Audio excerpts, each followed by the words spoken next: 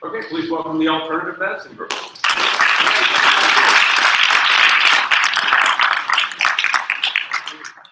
Hello, today we're the alternative medicine group, and I am Cole, this is Kayla, this is Katie, Lindsay, Carson, Jordan, and Jeremy, and Carson, sorry.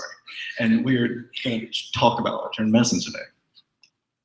Alternative medicines are sometimes referred to as CANs, are medical practices that use natural treatments or therapies without the use of drugs or surgeries.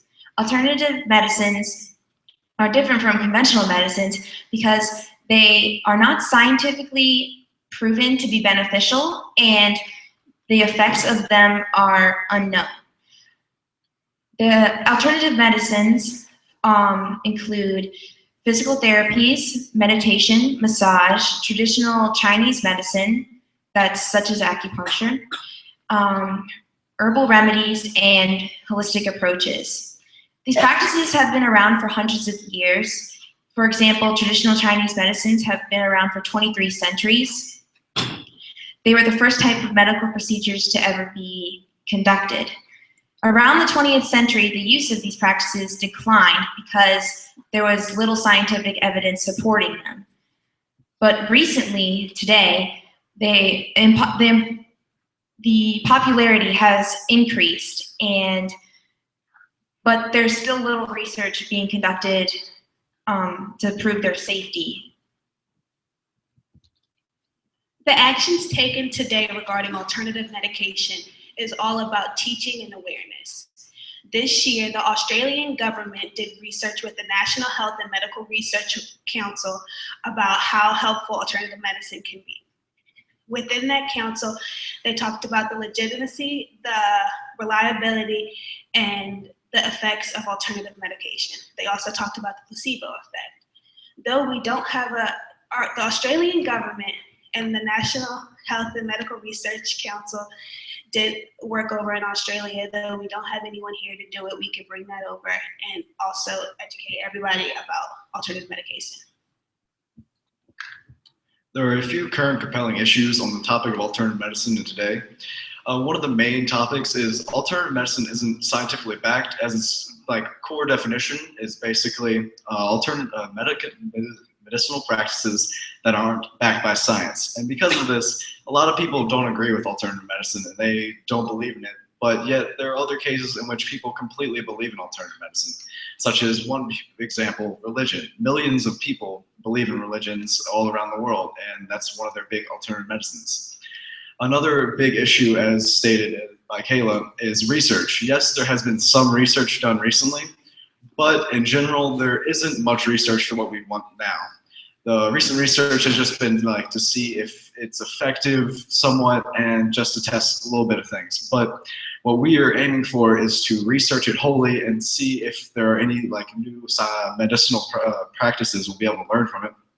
And if we're able to do that, it'll help increase our medicinal standing in the world and help increase the general welfare of people all around. There are several important actions that need to take place in order to gather more research and educate the public about alternative medicine. First, several studies must be conducted in order to gather more statistical evidence regarding its safety and effectiveness. Some of the funds will be used for this research, and the rest will be used to educate the public about alternative medicine use. The goal is to create radio advertisements and air them for a few years in order to educate the public about the benefits of its use. These advertisements will also include information about a website, which will include more information on the research collected during the experimentation. Once these steps have been completed, the public will not only benefit from this research, but it will also help equip professionals in the alternative medicine field.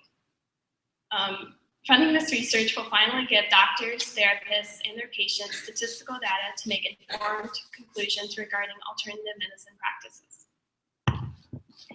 Our proposal consists of a 5-year research project to obtain and analyze data regarding the effectiveness of alternative medicine practices, as well as advertising the findings of this research through a 4-year radio advertisement and a website. The total of our complete budget is estimated at $763,000. A team of researchers will carry out this plan in the beginning of 2016. For the research portion of this plan, we would like to hire 3 paid researchers at $48,000 per person per year. If additional researchers are required, we will seek doctoral students as interns. Subjects to be hired will be volunteers and college interns. Annually, renting equipment will cost about $20,000 and renting a lab space will cost around $25,000. For advertising, we will produce a radio ad that will be played for 4 years. This ad will prompt listeners to log on to our website, which will further explain our findings. In our budget, we plan on paying for the domain name for 10 years. The .gov website will have an annual fee of $125. After the $150,000 grant is applied to our budget, there is a remaining balance of $612,750. The grant will be applied to the second part of our proposal. The additional money from our budget will come from grants from the National Institutes of Health. The NIH gives large grants to specific research projects that are generally awarded for 3 to 5 years. If additional money is needed for the budget, we will apply for a grant from the National Science Foundation. Alternative medicine, as previously stated, has been around for hundreds of years and is a primary source of medical care for several countries. Yet the effects of this practice are not scientifically proven to be beneficial or not. Without any statistical data, it is harder for doctors, patients, and other medical practitioners to be aware of all the positive effects alternative medicine can have. Therefore, the advancement of study and research still needs pursued.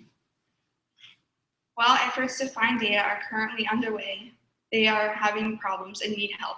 Our proposal of $763,000 is a lot to ask for, but some of that goes to public awareness. TV commercials, advertisements on the radio, and in newspapers will all cause more and more people to help with research and to help supply countries in need with the equipment to help with their medical practices of alternative medicine. So this little girl's name is Dinkinich, and she lives in Bulgaria, Ethiopia.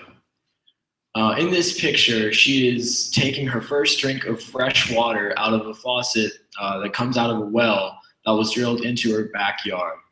Up until this point in her life, she was walking sometimes up to 2 hours only to find a dirty hole with unhealthy, muddy water to drink. A humanitarian effort led by driller Kurt King raised money to drill over 180 wells in Ethiopia, which is Africa's second most populous country. And that's a lot of water for a lot of people who really, really need it. If we can take a moment just to look at the picture on the right with Dinkinich's face in it, obviously she's completely overwhelmed with joy at finally having fresh, clean water to drink. If something as simple as fresh water can bring that much joy, that much happiness, and ultimately life to someone like this, imagine what having a whole entirely new field of medicine would do for someone like this. If we could get research and educate the public about alternative medicine, and prove that it really works, then we could take it to countries, places, people all across the world just like this and help save their lives. Thank you.